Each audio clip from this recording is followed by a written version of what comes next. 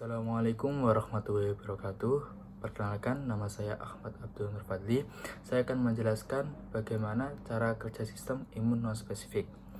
Sel imun memiliki banyak reseptor, yaitu reseptor endogen dan reseptor eksogen. Pertama, reseptor endogen memiliki damage asosiasi molekuler paten, yaitu membersihkan sel-sel tubuh yang sudah rusak dengan mendeteksi energi ATP atau bisa disebut adenosin trifosfat yang masih disimpan sel rusak. Sedangkan yang kedua yaitu reseptor eksogen. Yang pertama yaitu patogen asosiasi molekular pattern, yaitu mendeteksi adanya mikroorganisme patogen di luar sel atau ekstrasel. Sedangkan yang kedua, Rig-Islet reseptor, yaitu mendeteksi adanya mikroorganisme patogen yang sudah masuk ke dalam sel. Misalnya virus. Jadi RLR akan mengenali RNA atau DNA virus tersebut. Sedangkan yang ketiga, NOD like reseptor, yaitu yang bisa disebut mendeteksi adanya mikroorganisme patogen di intrasel. Secara garis besar, sistem imun non-spesifik tidak memiliki memori sel. Sistem imun non-spesifik dapat mendeteksi adanya benda asing dan melindungi tubuh dari kerusakan yang diakibatkannya, namun tidak dapat mengenali benda asing yang masuk ke dalam tubuh. Yang termasuk dalam sistem imun non-spesifik yaitu pertama, reaksi inflamasi atau peradangan, sedangkan yang kedua, protein antivirus atau bisa disebut interferon, yang ketiga, sel natural killer, dan sedangkan yang keempat, sistem komplement. Sistem inflamasi atau peradangan yaitu merupakan respon lokal tubuh terhadap infeksi atau perlukaan. Tidak spesifik hanya untuk infeksi mikroba, tetapi respons yang sama juga terjadi pada perlukaan akibat suhu dingin, panas, atau trauma.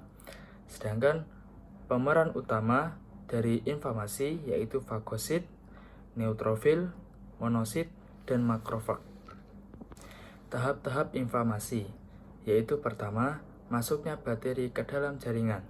Kemudian vasodilatasi sistem mikrosirkulasi area yang terinfeksi, kemudian meningkatkan aliran darah. Yang ketiga, permeabilitas kapiler dan venul yang terinfeksi terhadap protein meningkat sampai difusi protein dan filtrasi air ke interstisial atau tumor mengalami bengkak dan dolor atau nyeri. Kemudian yang keempat, keluarnya neutrofil lalu monosit dari kapiler dan venulak interstisial. Yang kelima, penghancuran bakteri di jaringan, fagositosis atau respons sistemik, atau mengalami yang bisa disebut demam. Yang keenam, perbaikan jaringan. Kemudian sistem imun non-spesifik kedua yaitu interferon, yaitu sel yang terinfeksi virus akan mengeluarkan interferon.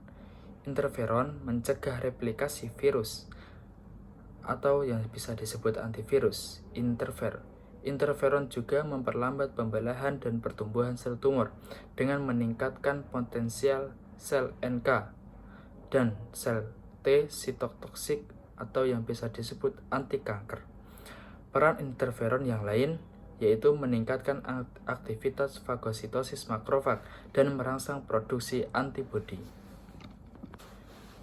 Yang ketiga, sistem imun non-spesifik yaitu sistem sel natural killer atau NK. Merusak sel yang terinfeksi virus dan sel kanker dengan melisiskan membran sel pada paparan pertama. Kerjanya sama dengan sel T sitotoksik tetapi lebih cepat, non-spesifik, dan bekerja sebelum sel T sitotoksik menjadi lebih banyak dan berfungsi. Sekian, terima kasih. Itulah pemaparan dari saya. Wassalamualaikum warahmatullahi wabarakatuh.